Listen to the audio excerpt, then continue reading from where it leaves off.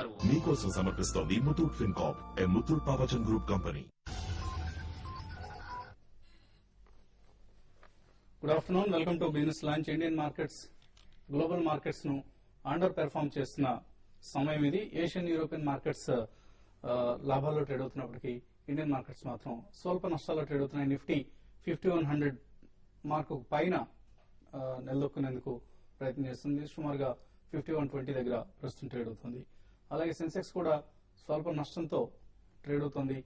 Bank shares మాత్రం ఇవాళ లాభాల్లో ట్రేడ్ అవుతున్నాయి. అలాగే ఇతర రేట్ సెన్సిటివ్ సెక్టర్స్ అన్ని కూడా లాభాల బాటలో కనిపిస్తున్నాయి. State Bank of India, axis, HDFC, ICICI bank ఇవన్నీ లాభాల్లో ట్రేడ్ అవుతున్నాయి. అలాగే బ్యాంక్ నిఫ్టీ సుమారుగా 100 పాయింట్ల లాభంతో ట్రేడ్ అవుతుంది. అయితే ఇండెక్స్ ను డ్రాగ్ చేస్తున్న స్టాక్స్ లో రిలయన్స్ ఇండస్ట్రీస్ ప్రముఖంగా కనిపిస్తోంది. ఆల్మోస్ట్ 3.7% నష్టంతో ట్రేడ్ అవుతోంది. అలాగే క్యాపిటల్ గూడ్స్ స్టాక్స్ లో కూడా నష్టాలు కనిపిస్తున్నాయి. ఎన్టీపీసీ లాంటి స్టాక్స్, బిహెచ్ఏ లాంటి stocks. So Sensex top losers list లో రిలయన్స్ ఇండస్ట్రీస్ 835 దగ్గర 3.7% నష్టపోయింది. అలాగే NTPC 169, Sun Pharma, Wipro, BHEL తర్వాతి స్థానాల్లో ఉన్నాయి. ఎల్ఎన్టీ, భారతీయ ఎయిర్టెల్ లాంటి స్టాక్స్ అని కూడా నష్టాల్లో ఉన్నాయి. టాప్ గెయినర్స్ లో టాటా మోటార్స్ 5% పైగా లాభంతో ట్రేడ్ అవుతుంది, 189 దగ్గర. అలాగే మారుతి 1058 దగ్గర, State Bank of India 1919, Sterlite industries 1.6% లాభపడింది, DLF, HDFC, ICICI bank, Hindalco ఇటువంటి స్టాక్స్ అన్ని కూడా లాభాల్లో ట్రేడ్ అవుతున్నాయి. సో ఇవాళ Q2 రిజల్ట్స్ ప్రకటించనున్న టీసీఎస్ స్వల్ప నష్టంతో ట్రేడ్ అవుతోంది 1127 దగ్గర. అలాగే మిడ్ క్యాప్స్ లో గమనిస్తే జేపీ ఇన్ఫ్రా 16% లాభపడింది, స్టెర్లింగ్ టూల్స్, బలరాంపూర్ చిని, అలాగే డీబీ రియాలిటీ, గాడ్ఫ్రే ఫిలిప్స్ ఇవన్నీ 4 to 9% లాభపడగా BGR energy, Jindal saw pipes, HCC, Glenmark pharma, Anantraj industries ఇవన్నీ 3 to 3.5% నష్టంతో ట్రేడ్ అవుతున్నాయి. బెడ్త్ ఆల్మోస్ట్ సమానంగానే ఉంది. కొద్దిగా అడ్వాన్సెస్ సంఖ్య ఎక్కువగా కనిపిస్తోంది. 737 స్టాక్స్ లాభాల్లో ఉంటే 660 స్టాక్స్ నష్టాల్లో ఉన్నాయి. వన్ లైఫ్ క్యాపిటల్ అడ్వైజర్స్ ఈ ఐపీఓ ఇటీవల వచ్చింది.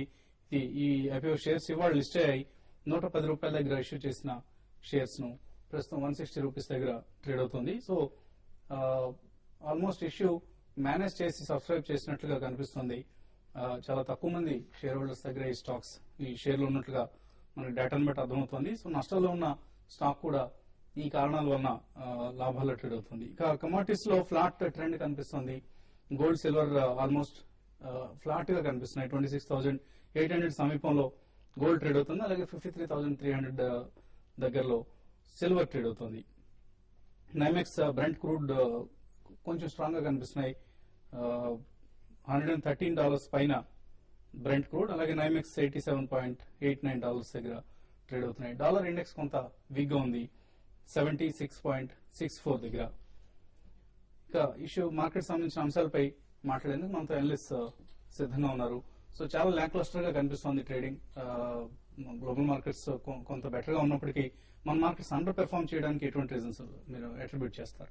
అంటే ఒకటే ప్రాఫిట్ బుకింగ్ అండ్ సెకండ్ అండి heavy selling in Reliance industries అనమాట. ఎందుకంటే బిఫోర్ రిజల్ట్స్ బాగా రన్అప్ అవటం కూడా చూసిన స్టాక్ అనమాట. దాదాపు 860, 870 లెవెల్స్ కూడా రీచ్ అయింది. అయితే జిఆర్ఎంస్ ఎక్స్పెక్టేషన్ 10.4 to 10.8 ఉంటుందని చెప్పేసి అని అనుకున్నారు. అయితే కంపెనీ 10.1 రిపోర్ట్ చేసింది. పైగా లోవర్ గ్యాస్ రియలైజేషన్ కూడా క్లియర్లీ మార్కెట్ ని నెగిటివ్ వ్యూ తీసుకొని ఇచ్చింది అనమాట స్టాక్ పైన. అండ్ క్లియర్లీ వాళ్ళ ఇండెక్స్ ని డ్రాగ్ చేసిందంటే కూడా రిలయన్స్ ఇండస్ట్రీస్ అని చెప్పాలి. అయితే రిలయన్స్ ఇండస్ట్రీతో పాటు oil marketing companies like IOC లాంటివి కూడా వీక్ అవటం and other couple of large caps లో కూడా ప్రాఫిట్ బుకింగ్ రావటం చూసాం. అయితే ఇది ఎక్స్పెక్టెడ్. మార్నింగ్ కూడా మనం అన్నాం 5160 to 5180 బ్యాండ్ చాలా strong resistance. And already Nifty lower levels నుంచి దాదాపు 450 పాయింట్స్ పెరిగింది కాబట్టి ఇట్స్ ఇన్ఎవిటబుల్ కాస్త ఒక బౌట్ ఆఫ్ ప్రాఫిట్ టేకింగ్ ఉంటేనే బెటర్ అని చెప్పేసి అదే మార్కెట్ లో చూస్తున్నాం. ఓన్లీ బ్యాంక్ స్టాక్స్ ఇవాళ కాస్త అలాంగ్ విత్ ఆటోమొబైల్ స్టాక్స్ చాలా స్ట్రాంగ్ స్ట్రెంత్ చూపిస్తున్నాయి. బ్యాంక్ లో కూడా సెలెక్టివ్ గా అనమాట, like state bank, axis bank ఇలాంటివి. వేరస్ ఆటోమొబైల్ కి వచ్చేపాటికి definitely Tata Motors is the leader అనమాట. వాళ్ళ ఇండెక్స్ ని సస్టైన్ చేస్తుందంటే టాటా మోటార్స్ అని చెప్పాలి. ఓవరాల్ గా మాత్రం క్లియర్లీ నేను అనుకోవటం మార్కెట్ ఈ ప్రాఫిట్ బుకింగ్ ట్రెండ్ అయిపోయిన తర్వాత తిరిగి ఫ్రెష్ అప్ ట్రెండ్ రిజ్యూమ్ చేస్తుందని చెప్పేసి కూడా అనుకుంటున్నాను. డెఫినెట్లీ ఈ ప్రాఫిట్ బుకింగ్ ఒక ఆపర్చునిటీ ఇవ్వచ్చు ఇన్ మిడ్ క్యాప్ స్టాక్స్ అనమాట ఫర్ బయింగ్. అదర్వైజ్ నేను అనుకోవటం unless 5060 5080 band on lower side break అయితేనే ఈ అప్ ట్రెండ్ అబార్ట్ అవుతుందని చెప్పేసి అనుకుంటున్నాను. ఓకే, సో ట్రేడింగ్ లో ఎటువంటి ఆపర్చునిటీస్ కనిపిస్తున్నాయి? ఈ రోజు ట్రేడింగ్ లో పెద్దగా ఆపర్చునిటీస్ అయితే కనుక అంటే మార్నింగ్ అంతా కూడా కొంత వీక్ గా ఉంది. నిఫ్టీ ఒక టైంలో 440 పాయింట్స్ దాకా మైనస్ లో ఉంది. అయితే అక్కడ నుంచి స్లోగా మార్కెట్ ఎప్పుడైతే యూరోప్ మార్కెట్ స్ట్రాంగ్ గా ఓపెన్ అయినా అక్కడ నుంచి మన మార్కెట్ కూడా బాగా రికవర్ అయింది. ఏదైనా కూడా మార్కెట్స్ కరెంట్ అవర్స్ నుంచి కొంత రికవరీ కావడానికి కొంచెం అవకాశం ఉంది. 5100 అనేది నిఫ్టీకి చాలా స్ట్రాంగ్ సపోర్ట్ గా అని చెప్పొచ్చు ఇంటర్డేలో. ఇట్ ద సేమ్ టైం 5120 దగ్గర నిఫ్టీకి రెసిస్టెన్స్ గా ఉంటుంది. Resistance points 5120. ఒక 5120 కానీ దాటిందంటే మాత్రం మార్కెట్స్ ఫర్దర్ గా పెరగడానికి అవకాశం ఉంది. ఇంకా రిలయన్స్ ఒకటి బాగా ట్రాక్ చేస్తుంది. దీంతో పాటు ఎల్ఎన్టీ కూడా ఒకటి చాలా వీక్ గా ఉంది. ఎల్ఎన్టీ కౌంటర్ ఈ రెండు తప్పనించి మిగతా కౌంటర్స్ వీక్ గా ఉన్నా కూడా పెద్ద నిఫ్టీ దాని మీద ప్రభావం ఉండదు. ఏదైనా కూడా automobile and banking stocks trend పరంగా చూస్తే మాత్రం మిడ్ క్యాప్ లో కొన్ని మిడ్ క్యాప్ లో యాక్టివ్ ఉన్నాయి. మిగతా అదర్ మిడ్ క్యాప్స్ లో కూడా ఈరోజు సెల్లింగ్ గానే ఉంది. అడ్వాన్స్ డిక్లైన్ కూడా రేషియో చూస్తే కొంచెం అడ్వాన్సెస్ కొంచెం డామినేషన్ ఉన్నా కూడా పెద్దగా కనపట్లేదు. ట్రేడింగ్ పరంగా గమనిస్తే ఈ రోజు మార్కెట్ లో పెద్ద యాక్టివిటీ అయితే ఏమి లేదండి. కమాడిటీస్ పరిస్థితి ఎస్పెషల్లీ ప్రెషస్ మెటల్స్ చాలా ఫ్లాట్ గా ట్రేడ్ అవుతున్నాయి. ఇదే ట్రెండ్ కొనసాగుతుంది అనుకుంటున్నారు ఇంట్రాడేలో? ఇంటర్డే ట్రెండ్ వరకు చూస్తే ప్రెషస్ మెటల్స్ స్పెషల్లీ మార్నింగ్ గాను కొంత ఓపెనింగ్ నెగిటివ్ గా ఓపెన్ కావడం జరిగింది. అయితే ఇంట్రాడే ఓవరాల్ చూసినట్టయితే కొంత అప్ సైడ్ కే ఛాన్సెస్ ఎక్కువగా ఉన్నాయి. సో 500 to 26,800 రేంజ్ లో మళ్ళీ బై సైడ్ వచ్చే ఛాన్సెస్ కనిపిస్తున్నాయి. అదేవిధంగా సిల్వర్ గా చూసుకున్నట్లయితే 52,800 to 53,000 రేంజ్ కొంత బయింగ్ సపోర్ట్ ఆపర్చునిటీగా కనిపిస్తుంది. ఇంట్రాడే క్లియర్ గా కొంత అప్ సైడ్ ఉండడానికి ఛాన్సెస్ ఎక్కువ కనిపిస్తున్నాయి. బికాస్ ఆఫ్ డాలర్ ఇండెక్స్ కొంత డౌన్ సైడ్ గా రావడం కానివ్వండి, అదేవిధంగా క్రూడ్ ఆయిల్ ఎస్పెషల్లీ రైజ్ కావడం కానివ్వండి, కొంత పాజిటివ్ సంకేతాలు కనిపిస్తున్నాయి. ఇక బేస్ మెటల్స్ విషయానికి వస్తే బేస్ మెటల్స్ కూడా అరౌండ్ కాపర్ గా చూసుకున్నట్లయితే 366 దగ్గర కొంత బయింగ్ ఆపర్చునిటీ వచ్చే అవకాశం కనిపిస్తుంది. ఆ లెవెల్లో సపోర్ట్ కనిపిస్తుంది. అదేవిధంగా ఎనర్జీ సెక్టర్ కానీ చూసుకున్నట్లయితే ఎస్పెషల్లీ న్యాచురల్ గ్యాస్ కానీ చూసుకున్నట్లయితే 188 నుంచి టచ్ అయిన తర్వాత ఆల్మోస్ట్ కిందకి రావడం జరిగింది. ఇప్పుడు 183 లో ట్రేడ్ అవుతుంది. ఇది 186 దగ్గర నుంచి కొంత ఫర్దర్ రెసిస్టెన్స్ ఎదురయ్యే అవకాశాలు కనిపిస్తున్నాయి. ఇక అగ్రి ప్రొడక్ట్స్ కి వస్తే almost all agri products except maize కొంత డౌన్ సైడ్ రావడం జరిగింది. ఆల్మోస్ట్ ఈ రోజు కానీ చూసినట్లయితే టర్మరిక్ 2% లోయర్ సీలింగ్, అదేవిధంగా టర్మరిక్ అండ్ చైనా కొంత డౌన్ సైడ్ రావడం జరిగింది. అయితే చైనాలో ఫర్దర్ గా డిమాండ్ వచ్చి అరౌండ్ 22,800 నుంచి 22,860 రేంజ్ లో కొంత బయింగ్ సపోర్ట్ వచ్చే అవకాశాలు కనిపిస్తున్నాయి. ఎన్ని కాలర్స్ కొంతమంది లైన్ లో ఉన్నారు. కర్నూలు నుంచి వెంకటరెడ్డి లైన్ లో ఉన్నారు. ఫస్ట్ కాలర్ వెంకటరెడ్డి గారు. హలో, నమస్తే అండి. నమస్తే అండి. కుటుంబరావు గారు, సార్ ఈ రేట్ లో జెన్ టెక్నాలజీ తీసుకోవచ్చా? డెఫినెట్లీ అక్యుములేట్ చేయమంటారండి. నేను అనుకోవడం మాత్రం ఆర్డర్ బుక్ పొజిషన్ ఇప్పుడు ఏదైతే ఇంప్రూవ్ అయిందో దీని నుంచి మంచి రియలైజేషన్స్ ఈ నెక్స్ట్ క్వార్టర్ నుంచి రావచ్చు అనమాట. ఈ క్వార్టర్ కూడా రిజల్ట్ బాగా ఎంకరేజింగ్ అయితే ఉండకపోవచ్చు కానీ but definitely it will be better than last financial year ending అనమాట. స్లోగా అక్యుములేట్ చేయండి ఎస్ఐపి లాగా. నెక్స్ట్ కాలర్ గబ్బర్ అనంతపురం నుంచి. హలో, హలో, మీ పేరు పూర్తి పేరు ఏంటండి? సర్దార్. ఓకే అండి, మా వాళ్ళు మిస్అండర్స్టాండ్ చేస్తున్నారు. చెప్పండి సర్దార్.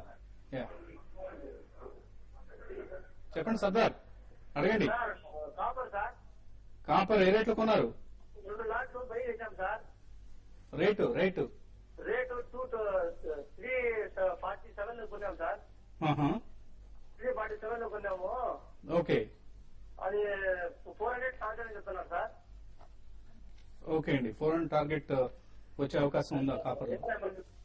కమింగ్ 1 or 2 వీక్స్ లో డెఫినెట్ గా 400 to 410 రేంజ్ వరకు అప్ సైడ్ ఉందండి. బేస్ మెటల్స్ చూస్తే ఇండస్ట్రియల్ ప్రొడక్షన్స్ కానివ్వండి, కొంత అప్ సైడ్ ఓవరాల్ గా చూస్తే కనుక కాపర్ అప్ సైడ్ ఉందండి. అయితే ఈ రోజు ఎస్పెషల్లీ ఇంట్రాడే కనుక చూసుకున్నట్టయితే 366 రేంజ్ దగ్గర కొంత లెవెల్ వరకు వచ్చే ఛాన్సెస్ ఉన్నాయి అనమాట. ఆ రేంజ్ నుంచి మళ్ళీ ఫర్దర్ అప్ సైడ్ ట్రెండ్ ఉందండి. మీరు లాంగ్ పొజిషన్ ని హోల్డ్ చేయొచ్చు.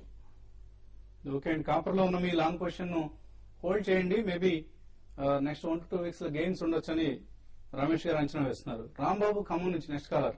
రాంబాబు గారు, గుడ్ ఆఫ్టర్నూన్. సార్, నా దగ్గర యూబీ జైలింగ్ ఒక 5,000 అండి. 80 రూపీస్ లో, పైనీరు డిస్టోరేజ్ 3,075 రూపీస్ లో, డిస్మైన్ ఫార్మా 5,000 100 రూపీస్ లో కొన్నానండి నేను. వాటిని హోల్డ్ చేయమంటారా, సెల్ చేయమంటారా, యావరేజ్ చేయమంటారా? అంటే పైనీర్ ఆల్రెడీ మీకు యూబీ గ్రూప్ తీసేసుకుందండి. మీకు తీసుకున్న తర్వాత ఓపెన్ ఆఫర్ అవి కూడా వచ్చినాయి. అయితే రివైజ్డ్ ఓపెన్ ఆఫర్ నేను అనుకోవటం మీ ప్రైస్ దగ్గరలోనే ఉండొచ్చు. ఒకసారి ఆ లెవెల్స్ లో అప్పుడు ఓపెన్ ఆఫర్ వచ్చినప్పుడు ఇచ్చేయటం బెటర్ అండి. అట్ సమ్ పాయింట్ నేను అనుకోవటం ఇది ఇండిపెండెంట్ గా అయితే ఉంచరు యూబీ గ్రూప్ అనమాట, అలా గ్రూప్ లోకి మర్జ్ చేసేస్తారు. అలాగే UB engineering and Dishman pharma మాత్రం రిజల్ట్స్ వీక్ గానే ఉన్నాయండి లాస్ట్ క్వార్టర్ కాకుండా లాస్ట్ 3-4 క్వార్టర్స్. అందుకని స్టాక్ కంటిన్యూస్ గా డౌన్ ట్రెండ్ లో ఉంటుంది చూసాం మనం. అయితే ఇప్పుడు కంపెనీ రీస్ట్రక్చర్ చేసింది ఆపరేషన్స్ అని అంటున్నారు. మేబీ ఈ క్వార్టర్ లో కనుక బెటర్ రిజల్ట్ ఉంటే కనుక ఆ టైం అప్పుడు యావరేజ్ చేయండి.